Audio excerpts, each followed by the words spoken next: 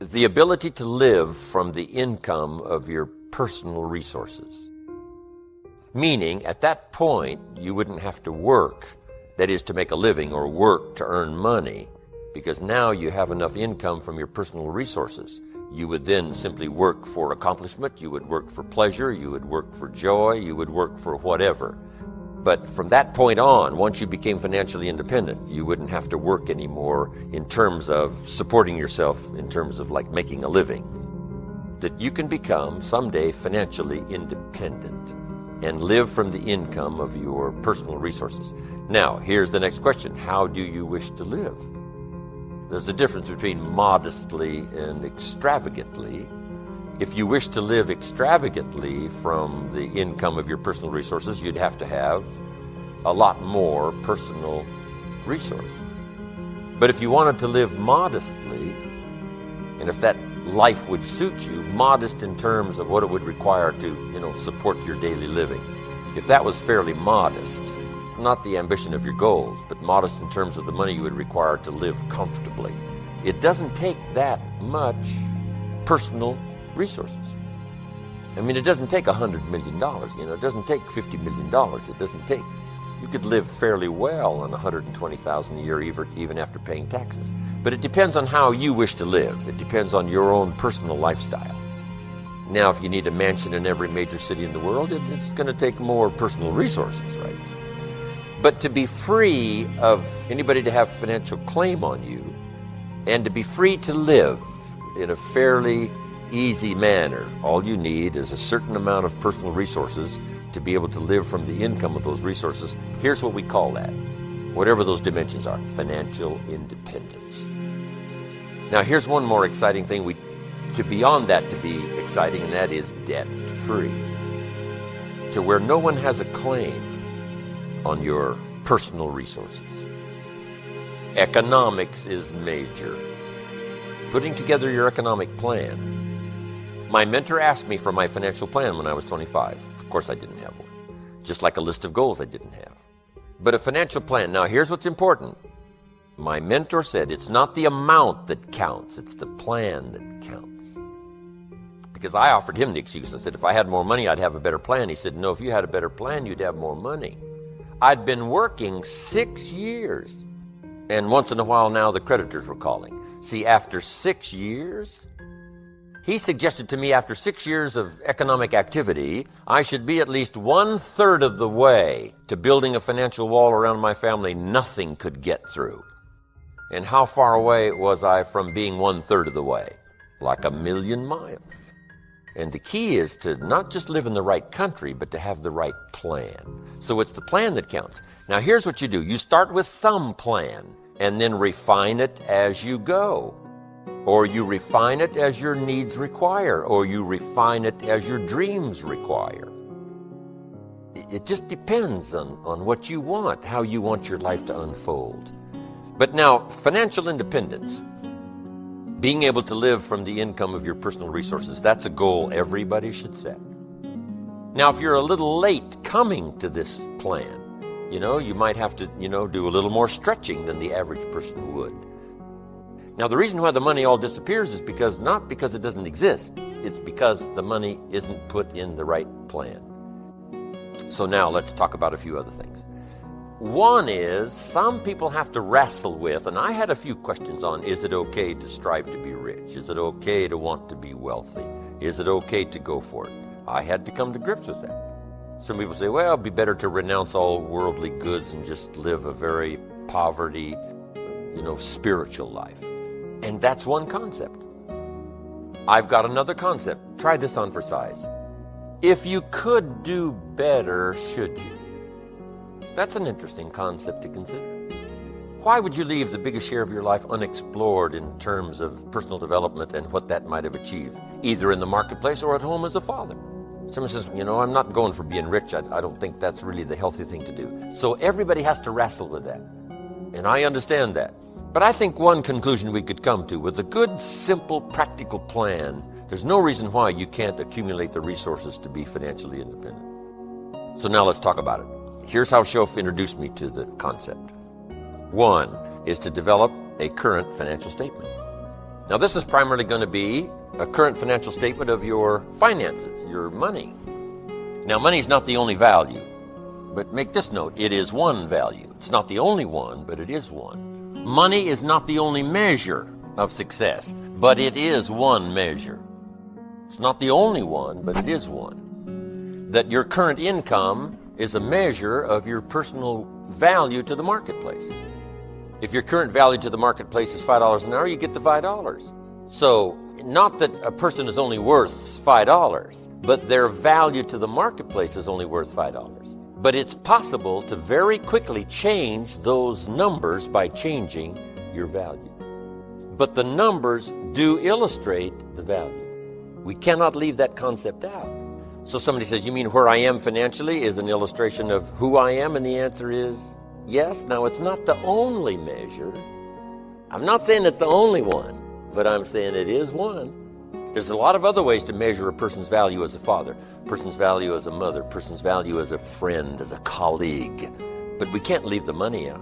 Now, here's why money is an easy measure. It's easy to count. Say, how are you doing? Well, there's a lot of, things we could throw out there about how you're doing, how you're doing. And when we say financially, that's easy. Let's count. So my mentor said, let's come up with a financial statement. I said back then, what is a financial statement? I didn't know. So here's what he said. You take a piece of paper, draw a line down the center. Over here, you list all of your assets. Everything you can think of that you have that's got value. And then we add this up, the total. Whatever you've got. Your bicycle, whatever you got. Put it on here, put some value on it. That's the total of your assets. Now over here's your liabilities, here's what you owe. And you make this list. So I started putting this together. I said, well, if I do this, it's not going to look that good. He says, it doesn't matter how it looks. It matters whether or not you do it. He said, let's take a picture of where you are currently. As bad as it may be, or as good as it may be, let's take a picture after 6 years. And these are called what? The facts. So I thought, well, okay. He said, you don't have to publish this in the paper. This is just for you. So I started putting my liabilities, my parents that I'd borrowed money from, budget finance, and the whole bit. Now assets. Now I am embarrassed. I even put my shoes on here. Salvation Army give you what? $4 for your shoes. Can you imagine the trauma I went through now putting together my first financial statement after 6 years?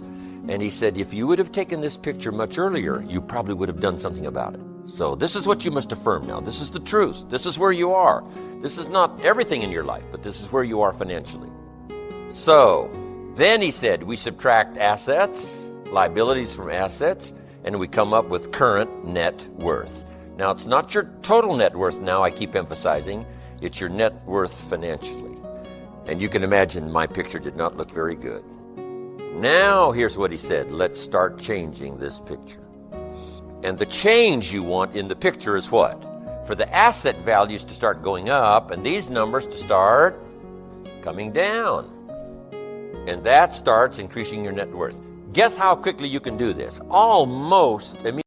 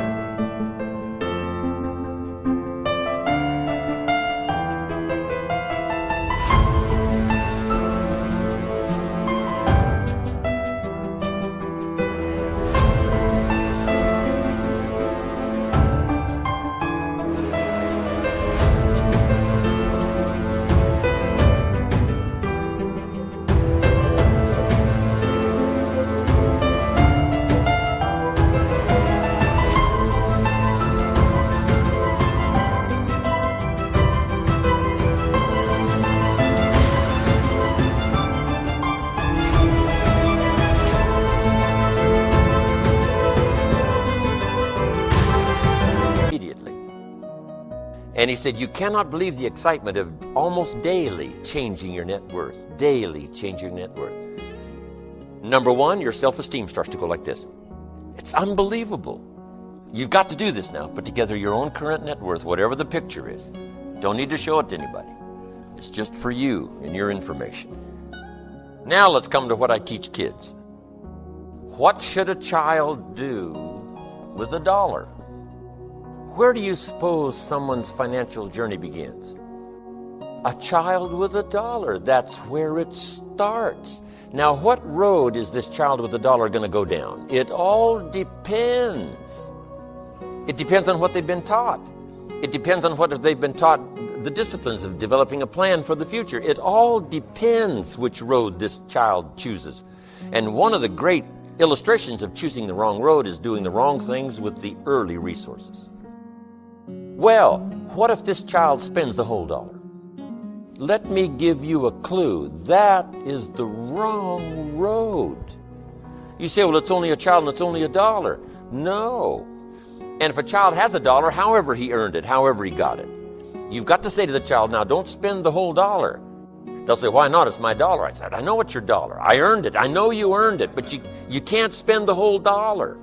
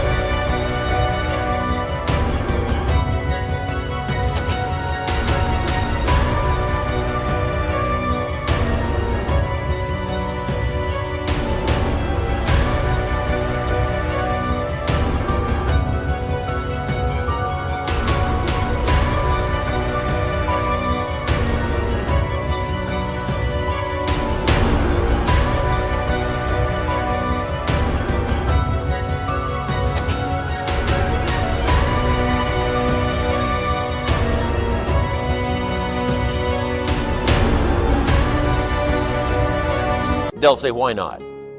So you take them to the other side of town and show them where people live that spend the whole $1. And you just drive them around and say, would you like to live here? Kid says, no. Say, would you like to live like these people live? Kid says, no. Then you can't spend the whole $1. I'm telling you, they will get the message. It only takes one visit. Now, if you already live there, just show them around.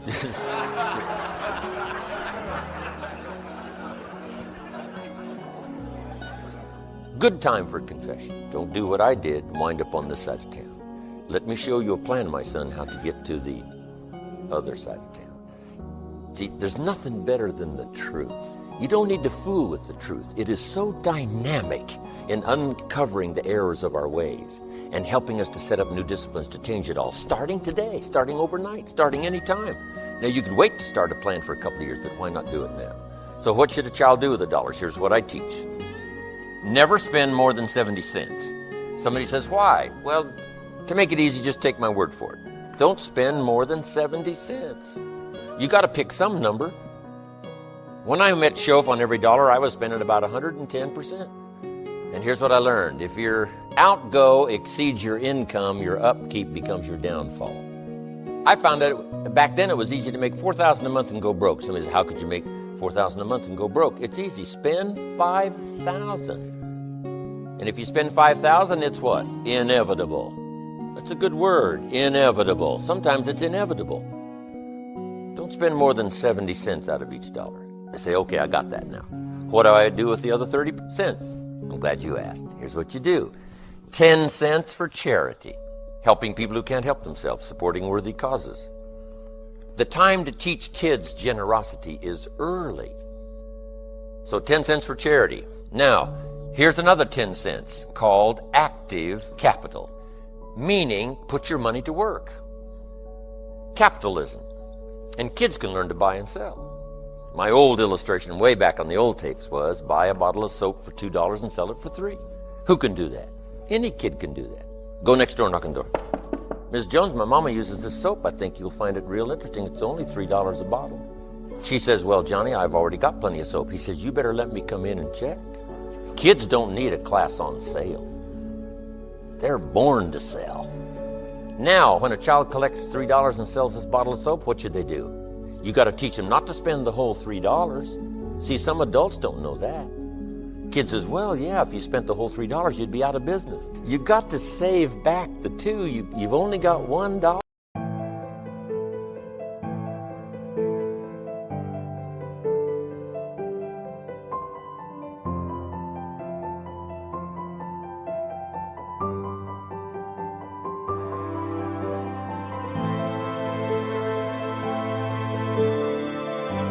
Now, the two have got to go get you another bottle of soap.